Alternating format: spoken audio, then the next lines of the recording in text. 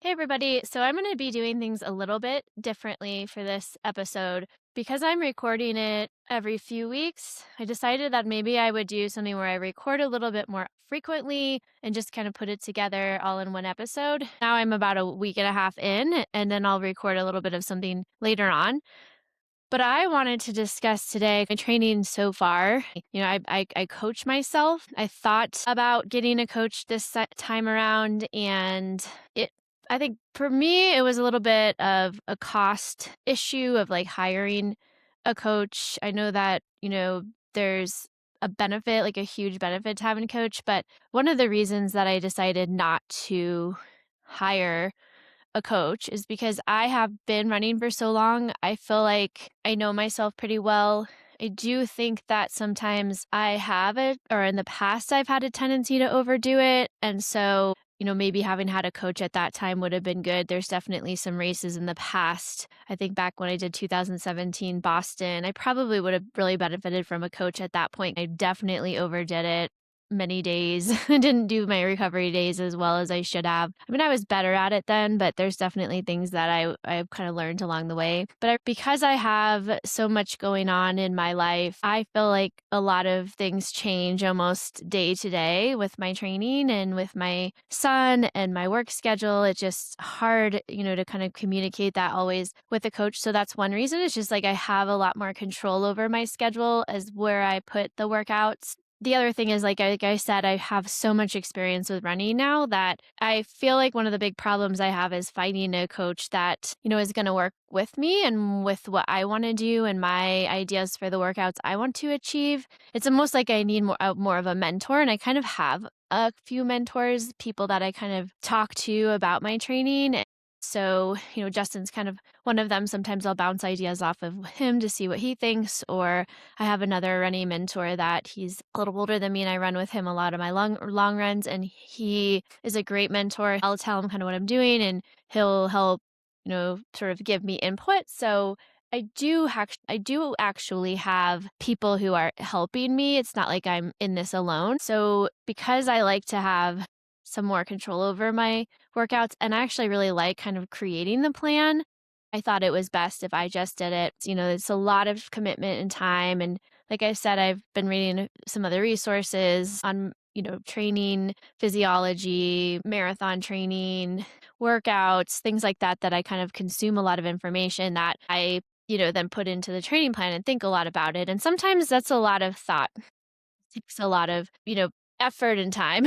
So that's the downside. But I did want to sort of start, like, go through how my workouts are going. I have my training peaks up. That's like what I said. That's what I use for all my workouts. I put them all in there. I wanted to start March 1st was the very first day I started training. I mean, I have been training. That's officially the start of my marathon training for grandmas. And on March 1st, I did this tortoise in the hare race.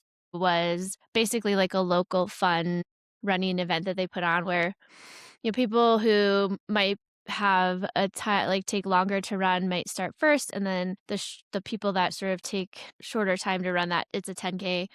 This time it was a 10K, and they go kind of later, so you're kind of catching people as you run, which is kind of fun. And then you get to see a lot of other people out there. It's not like where you do a race and if you're kind of out front, you don't always get to see the people behind you unless you like finish and go cheer them on or something. So that's a fun little kind of race, but I use it more as like a workout. And I did an alternation run. So every half a mile, I changed my pace, alternating between my like goal 10K pace, and then kind of a little bit slower than my marathon pace. So it's like ended up being kind of right around like the time I took to run was right around where I'd want to be, maybe for right now, where I would want to be for like a half marathon in terms of my time goal. So it was like around a 6:32 pace average. So it was alternating between like 6:10, 6:15, and like 6:55 to 7 minute pace, but every half a mile. So it's just I like that workout. It kept it interesting. I didn't finish feeling like totally wiped out either. I probably could have done another couple of reps of this. It's fun because you're kind of slowing down, speeding up, slowing down, speeding up. You're not doing the same pace the whole time. It kind of helps support like recruitment of different muscle fibers while you're running, kind of getting used to alternating between paces. It's just a fun little workout that I like to do. Sometimes these, like, I call them alternation runs. I'm sure there's over unders might be another word for that sort of workout, but it's just fun. It was a fun day. I did a little bit of a deadlift that day just because when I have races or workouts, I find it really challenging to put in my strength training. It's like trying to fit in the strength training at the appropriate time is hard. So I often do my strength training on harder days. Now, that particular day is usually my long run day, and I don't do strength training, especially when the long run is longer than, like, I don't know, 12 miles. But that day was a 10-mile day with the race. So I felt like, I could add the deadlift in to that day. So just did like a short, heavy deadlift and then some lunges and single leg deadlifts with like lighter weights. So like Justin and I had talked about in our strength versus muscle mass episode, that this running or this deadlift strength training piece, like I often do like a heavy set of something and then some supporting exercises. And depending on how much time I have, it's kind of how much supporting exercises I put in there. I don't want to overdo it, but that's kind of how that day went. And then I had Monday, the second, was like a nice recovery day, easy, 5 miles or so. I think I actually maybe split that into 2 easy runs. So 5 miles and 3 miles. And then I did bench press day. So heavy bench press or a dumbbell. Actually, I just did heavy dumbbell bench press, and then some rows and triceps extensions and just a little arm workout. And then Tuesday was actually a very windy, kind of rainy day, and I just did not feel like doing that workout outside. So on Tuesday the 3rd, I did like a progression run. So this is kind of something I mentioned to you in that first episode, was one of the things I really need to work on is like finishing my runs strong.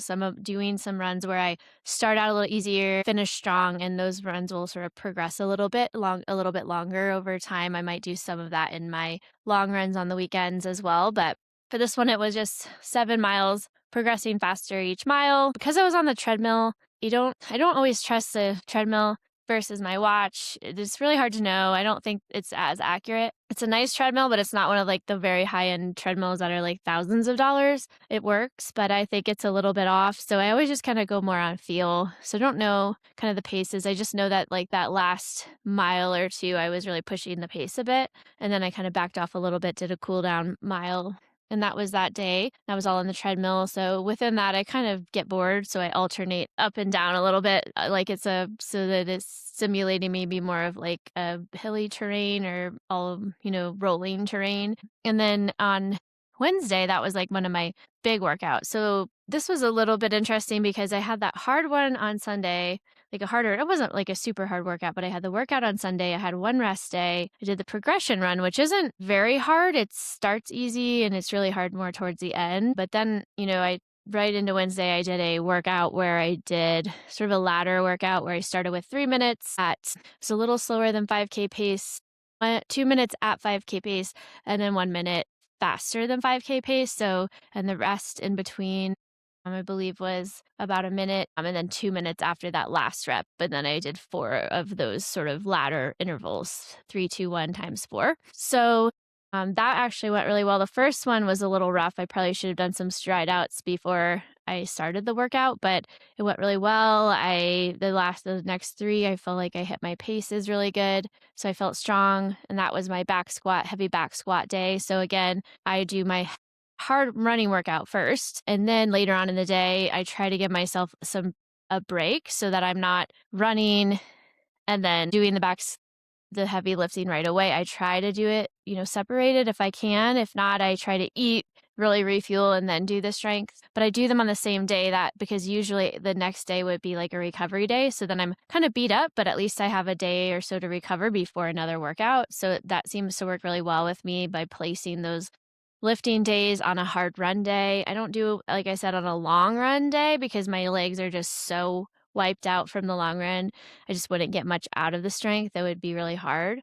But that's sort of how I'm placing my strength. And then Thursday was a recovery. I did like a 7-mile recovery. I did a heavy bench press, again, another arm workout that day. And then Friday it was another not so nice day outside, very windy. Oh, actually, it was like a snowstorm. So I just decided again, this is why I like my treadmill. I did the treadmill and I did like 4-minute like thresholds. I did some at incline of 8% at like 8% just pushing it into a heart rate zone. That was more of a threshold zone and then alternating with 4 minutes at a faster pace. So kind of alternating and it was all in my threshold heart rate zone. And so it was more of a threshold. So I did 7 of those 4 minutes and that felt actually really good. So I was surprised. I pushed myself a little bit that week. I did my heavy deadlift again that week, that day, again, placing it on the same day as my workout. And then I had a 5-mile recovery day on Saturday. And so my long run, 15 miles on Sunday, I felt a little bit flat, but I had gone like 60 that day, that week total was like 61 miles. And so I just yeah, I just think sometimes that happens and then, oh, but the time changed on Sunday too. So it was the 8th. I don't know if that much to throw me off. I felt fine, but it wasn't like as peppy of a long run as I was hoping, but it went well. I'm not going to complain. I finished it. I felt pretty good. And so that was my first kind of full week of training. I think overall I'm pretty excited about how it's going. I did have a little bit of a struggle with sleep on Sunday evening where I think I just didn't recover. I didn't like sit down and rest. It's like common. We have animals. I have my son. There's just a lot to do. Cleaning the house, making dinner, meal prep. And I really didn't have a chance to like really unwind. And I don't know, kind of just didn't sleep that well that night. But this week so far is also, going well. So I think I'll come out of it. But, that was one of the things I mentioned I struggle with a little bit.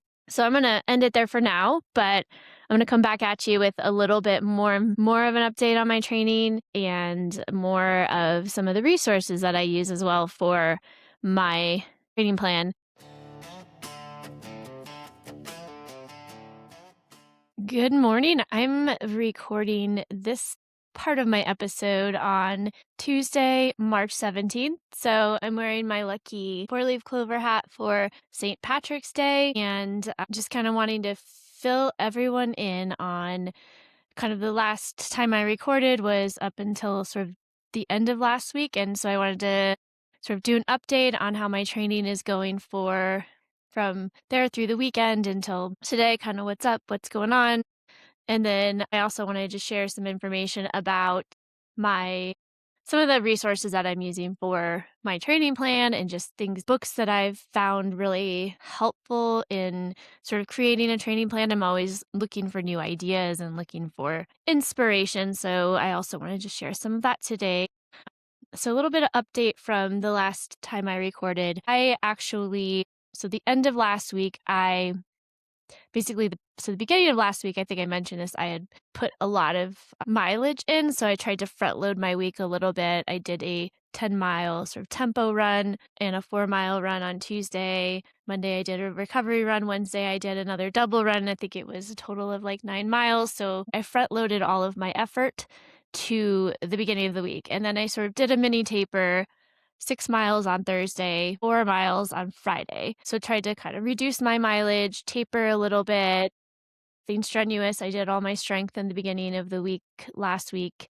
And on Saturday, I did a 5K, and I wasn't really sure what to expect. It was actually at the 5K, I got my lucky 4-leaf clover hat, and I actually won some money. I'll talk about that in a minute, but I really wasn't sure what to expect. I had sort of a higher volume the week prior and then the early in the week last week before the 5K. So I wasn't sure if it was going to go well or if I was going to feel tired. It was kind of one of those things where just because of the nature of my training and the fact that the marathon's kind of my primary focus, I didn't have the luxury of like going into it fully fresh and fully tapered and 100%. So it was either going to go good, okay, or maybe not so good. I just wasn't sure. And in the morning, I felt pretty good. I'm going to wake up when I have a race. I wake up, I usually have oatmeal. So I had a bowl of oatmeal. I put peanut butter in there and a little bit of maple syrup. Sometimes I use like a little bit of like protein milk in there as well, just to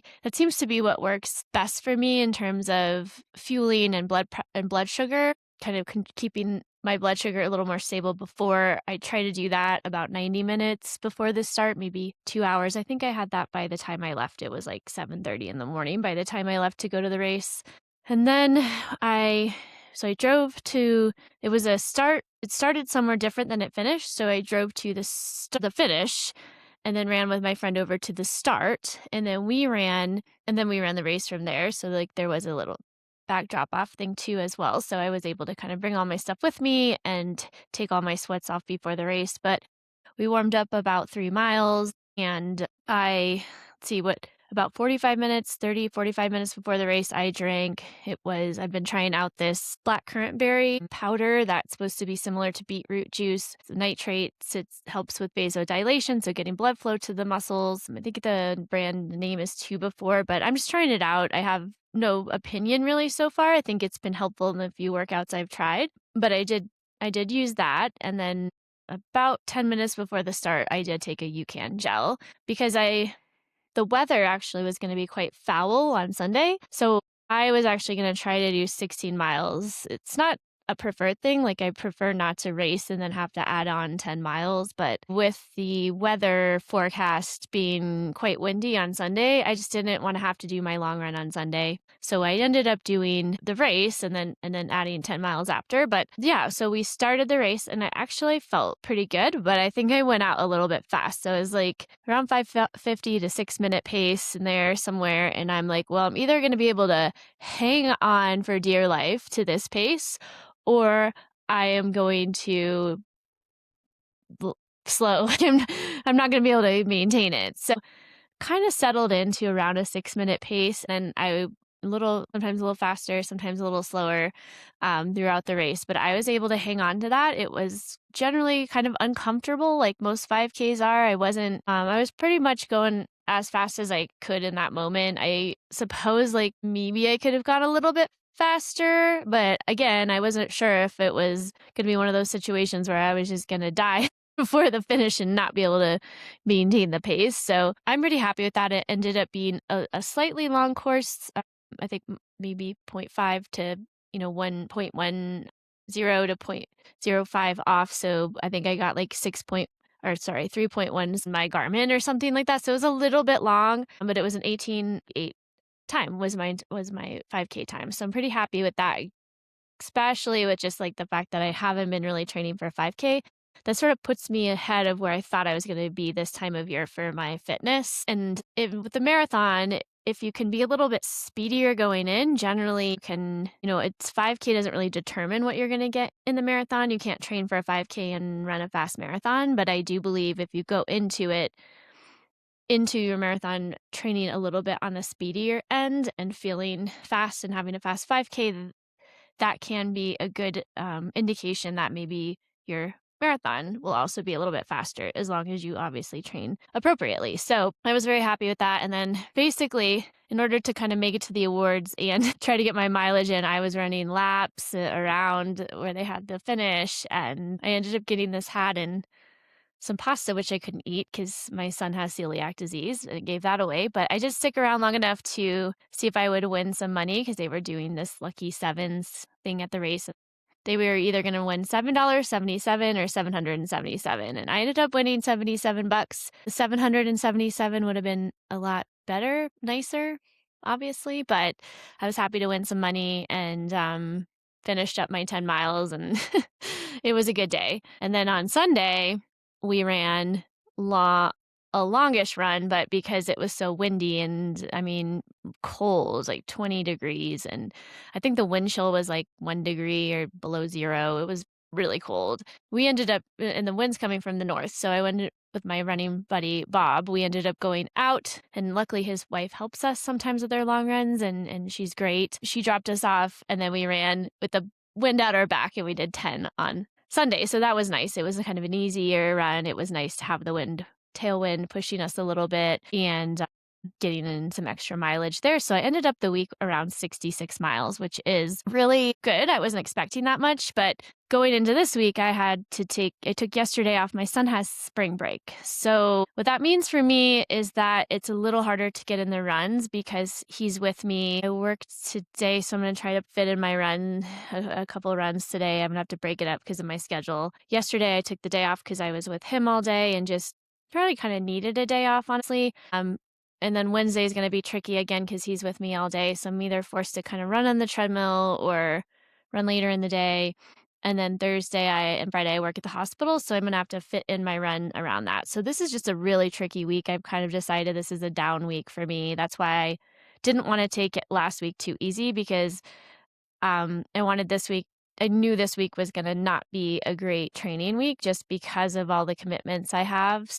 It's kind of a down week. I'm going to try to do a workout today and then another run. So I'm going to have to break it up and I'm going to try to do a run tomorrow and Thursday after work and then Friday morning. And then I'm going to try to get some mileage in this weekend, but it just isn't going to be, this happens. It's kind of like life happens. I have to fit in the runs when I can sometimes. And so this week probably will be down to maybe 40 miles, so kind of a down week, which is fine because then I'm going to try to ramp it up again into my mileage and training up again into next week and then into April. So that's a little update on my training. I'm going to share, I also, like I said, want to share a little bit more about some of the resources that I'm using to create my training plan, just inspiration. So I sort of have like an idea of the mileage I want to get, but I like to kind of find inspiration from other people, from other workouts people do, and then kind of see how it's going to fit, maybe if those workouts may fit into my plan, kind of how I want to create my training plan. So I'll talk a little bit about that as well. All right. So I wanted to share a little bit about my process for creating my training plan for grandmas and some of the resources and books that I've used. So maybe that will be helpful for you to be able to, look into these books if you're interested more on just different methodologies for training and different ideas for workouts. And I kind of take so my process is, well, let's start there. So my process for creating my training plan is I start with kind of looking back at what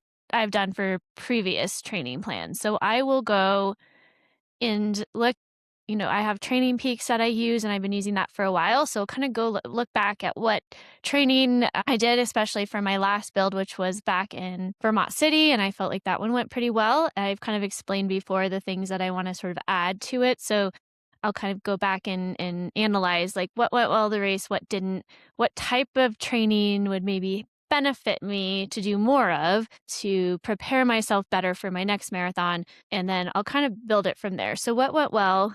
I think what went well the last time was I was able to get my mileage up. I even got it up to about 75. I do think that in some cases, with everything else going on in life, that there was a lot of times where I was like trying to hit that mileage goal and would do like double runs sometimes. And I think sometimes that would leave me a little bit tired for some of my key workouts. Like I never felt really exhausted, but I do think that sometimes trying to hit a certain mileage would leave my legs a little bit tired for some of those key workouts. So there's a few things in this training plan. I'm not going to go above 70 miles a week, but I am going to add when I'm able to, I am going to add some elliptical workouts, cross training to sort of get that same aerobic benefit, but maybe not so much of the pounding on my legs. And so I'm going to hit a top off at about 70 miles a week at my highest, maybe just a touch over that, but nothing really much higher than that. And then I'm going to add in the cross training. And so that way I'm hoping that when I do hit those key marathon workouts, those long runs, I'm really able to get the most out of that for my training. The other thing I had already mentioned was doing some more of those like progression runs where it starts easy and ends a little bit closer to marathon pace and really practicing what it feels like to be running that marathon pace on more tired legs so that when I get to the end of my marathon, I am kind of already understand what that feels like and it's nothing new and I know I can work through it. The other thing is just doing more, those long runs, doing more marathon pace work, longer chunks of time at marathon pace. So instead of like 2 miles on marathon pace, like a rest, and 2 miles would be like more like 4 miles or 5 or 6 miles all at once at marathon pace during some of those long runs or moderate, medium distance long runs so that I can really practice, especially as I get closer to the marathon, being at that pace and being comfortable at that pace. So that doesn't really come into the picture too much now, but that'll be as I get closer. And so the way I've created this plan is to really like start out with more speed early on. So I'm doing more like things that are quite a bit faster than marathon pace, and then running that is a little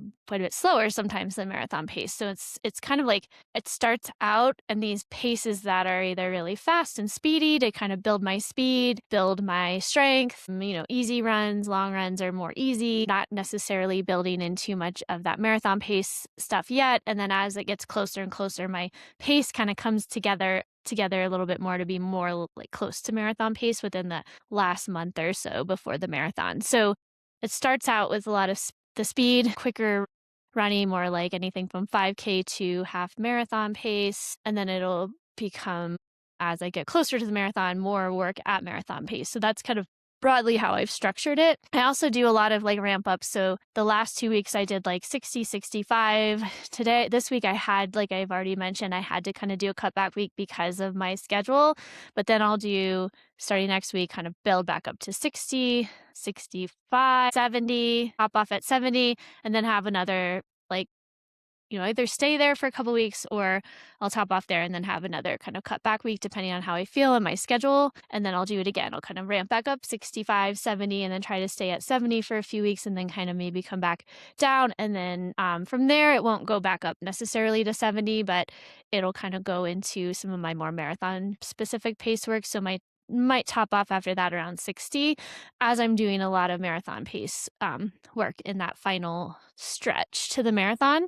And so that's kind of how I've structured it. So I have these like weeks that are really tough, but I do have some weeks where when I mean cut back, it's more of like a deload week where I bring my mileage down a little bit. So I might go from like 70 to 50 or 55 for a week. And then it's just a little easier to manage. It gives me some recovery time, helps my body sort of recover from the work that I put in the prior weeks. And then I can kind of keep building from there. And I found that really helps me mentally to be able to have some of those weeks that are just a little bit easier, a little bit, more recovery, and then kind of go back into like some really tough high mileage weeks and obviously the cross training. And so that's kind of how I structure it. But then within the training plan, the way I structure each week is a little bit different depending on the goal for that week.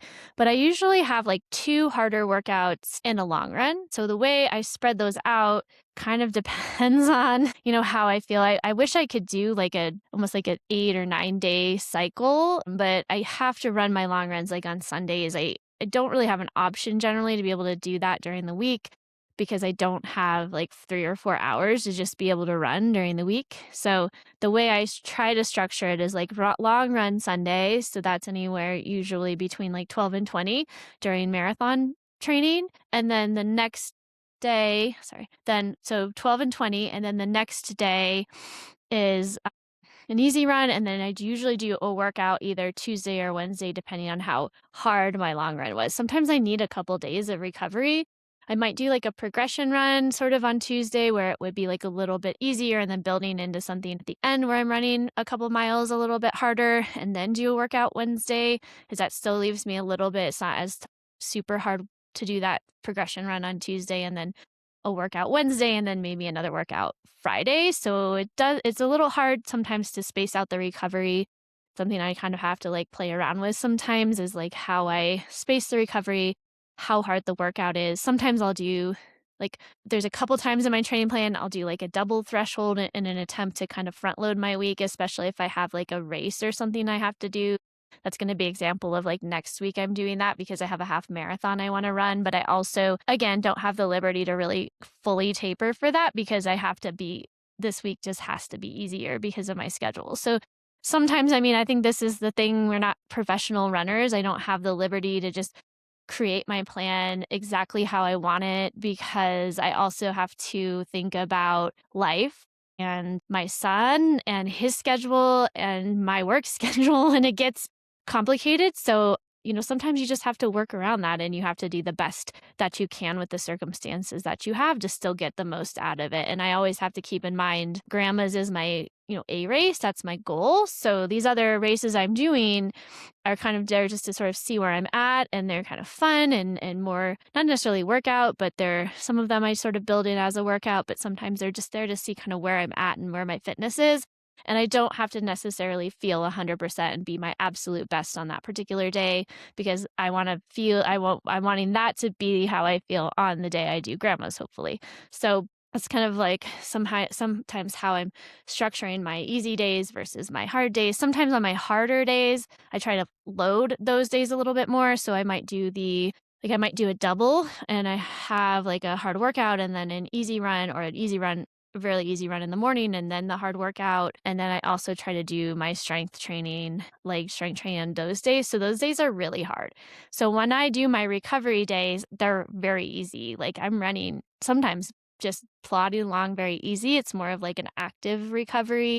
So I take my recovery days very seriously. And sometimes that's when I'll do my cross training too, because I can kind of get my heart rate up without really having it tax my muscular system and my tendons and my, it doesn't, it's not like I'm pounding on the pavement. So I can kind of do the cross training on those recovery days and still feel like I'm recovered enough for the workout the next day. So that's sometimes how I'll plan my week. I did want to mention some of the things that I'm using as inspiration or just some of the books I've been reading that it can help me think about my training plan, help me create maybe different workouts that I can do that might be interesting or different. Obviously, you don't want to be trying to create novel workouts every week just to do that. I mean, a lot of the workouts there's a rhyme and reason to the workout and what it is doing, but I do like a little bit of sort of different. I don't like to do the same workout over and over again all the time. So a lot of the workouts have the same,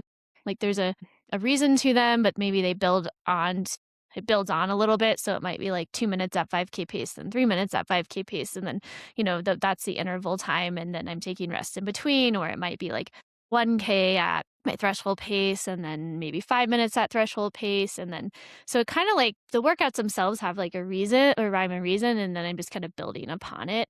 So the workouts aren't always the same every week. I hope that kind of makes sense, but they're a little bit different, but there's kind of a reason the way the workouts progress. And so here I'll share some of my resources that I've used with you. So the first one, I don't have the actual physical book because I read a lot or I listen to a lot on Audible. So this is going to be the books that I've been reading on Audible. So let me see, I've got it over here. Advanced Marathoning is one that I've used a little bit, actually throughout the past 3 or 4 years. I read it a while ago or listened to it, and I've listened to it, parts of it, a couple times, but that's by Pete Bitzinger and Scott Douglas. So that's called Advanced Marathoning. It's just a basic, a nice basic book on like the physiology of the marathon, how to create a training plan. Like, so some of it is a little bit more targeted maybe for like more advanced or elite athletes, but I do like that particular book. The other one that I did use and found helpful was Run Faster from 5K to the Marathon, and that's by Matt Fitzgerald and Brad Hudson. And that was another book that I've read and kind of re-listened, actually, again, listened to on Audible, and then I re-listened to it a couple chapters, especially like the marathon training section a couple times. So even though I have such a background in, exercise and running, I still find this information I'm getting from different sources helpful. I kind of take what I think is useful for me and leave the rest. Or if there's athletes I'm working with specifically, like my particular runners I work with, there might be things that kind of resonate with me because everybody has a different, training style, like things that work well for them. Everybody has types of workouts that don't work well for them. People recover at different rates. And so it's just helpful for me to kind of get all this information and then use it not only for my own training, but I like to retain information and gather information and tips and different training methodologies that might help me in the future working with athletes that I coach. So, that's, and a lot of these I have on hand, I'll re-listen to, I'll re-engage with, kind of as I see helpful when I'm working with people. So the other one I use, and these are physical copies. So there's an author his name is John Davis, and he wrote Marathon Excellence for Everyone. And it's a comprehensive evidence-based approach to training. And so this is what the book looks like. I don't know this person, so I'm not, I'm just putting this out there. I just like, I got this book. I love that it's big. There's a lot in here that kind of talks about, he has different training plans from like sort of more beginner to really advanced, like elite, like up to 120-mile a week. And so if you're kind of just looking for something to follow, that, there's a training plan. It's an 18-week training plan.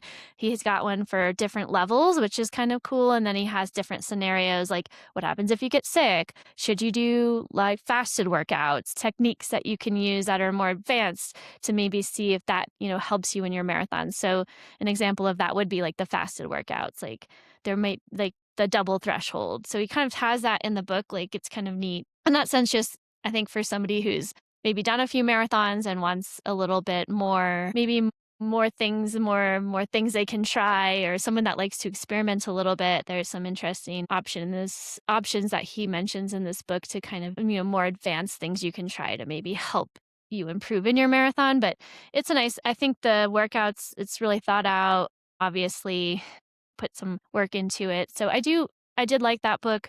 I'm kind of actually using it for some of the workouts that I put in my plan, and definitely a lot of incorporation of those progression runs he has in the plans. And I think that was kind of what I was looking for, is like, okay, maybe I need to do more of these sort of progression runs. And so that's kind of where I found that helpful for that book. And then the same author did Modern Training and Physiology. It's just a nice little book. It's a simple, kind of goes over the basics of exercise physiology.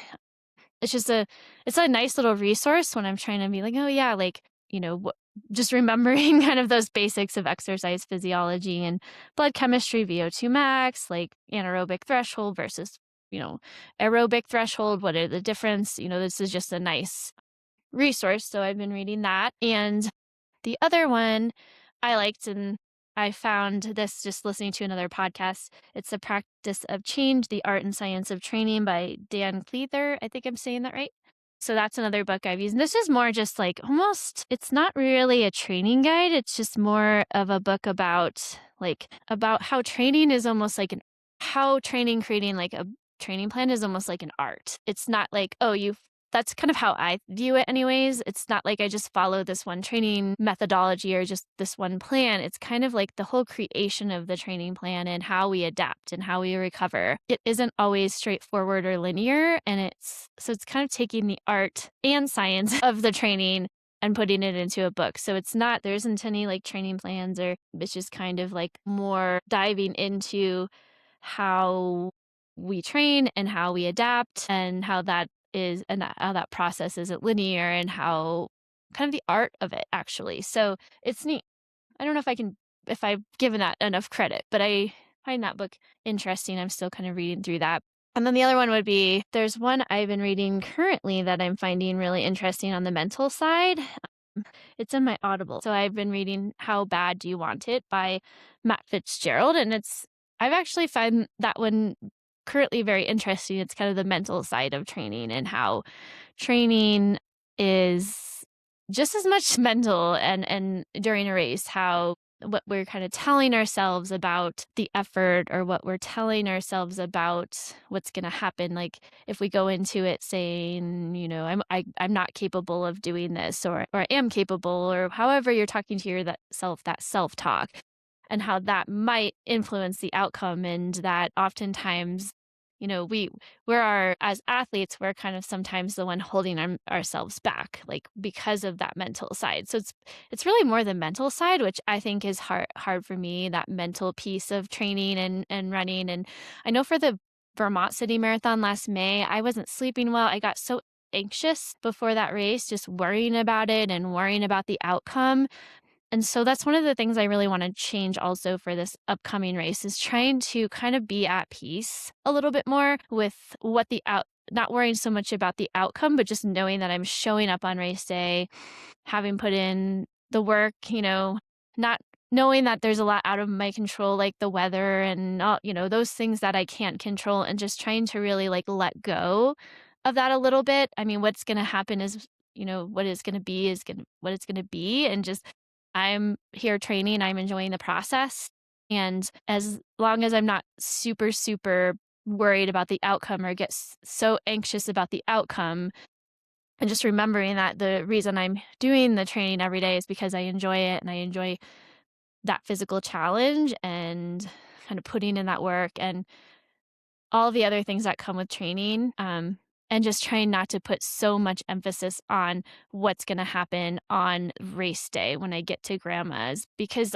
I don't know, like, there's a lot of stuff happening even before I get there in terms of some of the travel and the other things that I have going on that, maybe maybe it's just about getting there and seeing if I can complete the distance, and does it matter if I get a certain time or not, and if I don't, what does that mean for the future? Like, how much longer am I going to kind of keep pursuing this goal, this sort of arbitrary goal of a certain time that I want to get, versus maybe trying a little bit of a different goal and being like at peace with whatever happens happens. And that's really hard, I think, for me to not be, oh man, I've got to have this PR. I've got to do this PR in the marathon because, that's what I've been trying to pursue for so long. And instead, just kind of be like, well, it's going to happen like it's going to happen and it's going to be what it's going to be. And I put in the work and I'm going to be the best that I can be on that day and hope it's enough. But if it's not, also being okay with that. And that's a really hard place to be. So I'm working on that mental side of kind of letting go and knowing that I'm putting in the work and letting go of all of the other variables that either I can't control or things that I can control but I'm really not sure if that's going to influence the outcome, I guess. So yeah, so that's kind of where I'm at with that mental side. So I found that book kind of interesting. It's definitely one, and I'm listening to it on Audible, but it's probably one I actually might listen to again as I get closer to the race, just kind of that reminder of, okay, like it's mental, like if you go into it with so much anxiety the days before that you're not sleeping, that's not good either. So how are we going to go into it and be kind of more at peace? So yeah, those are my resources. That's a little bit of how I kind of set my training plan. But yeah, I hope that that's helpful. Next time, I'll come back in a couple weeks. I'll have another update for you.